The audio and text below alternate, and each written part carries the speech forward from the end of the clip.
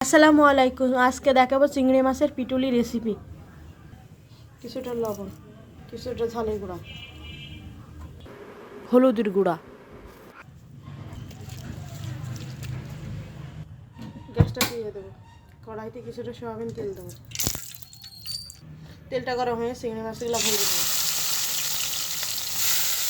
চিংড়ি মাছটা নেড়ে দেবো। চিংড়ি মাছগুলো উল্টে দেবো। ভাজা হয়ে গেছে, এখন ঢেলে নেবো। কড়াইতে কিছুটা তেল আছে, তার মধ্যে কিছুটা দিয়ে দেবো সয়াবিন দিয়ে। একটু পেঁয়াজ কুচি দিয়ে দেবো। লাল হয়ে গেছে, এখন পেঁয়াজ কাটাগুলো দিয়ে দেবো। কিছুটা ঝালের গুঁড়া, হলুদের গুঁড়া পরিমাণ মতো, লবণ পরিমাণ মতো, জিরে বাটা, ধনের গুঁড়া। মশলা ধরে লাগবে না, কিছুটা পানি দেবো সাদা করে। কষানোর মধ্যে চিংড়ি মাছগুলো দিয়ে দেবো।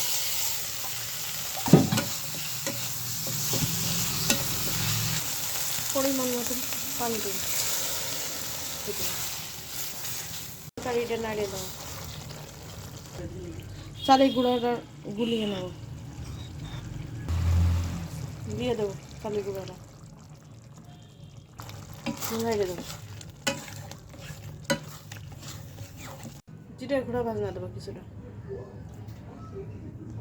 দিয়ে নাড়িয়ে দেবো তরকারিটা, দিয়ে গ্যাসটা বন্ধ করে দেবো। চিংড়ি মাছের পিটুলি রেসিপি রান্না হয়ে গিয়েছে।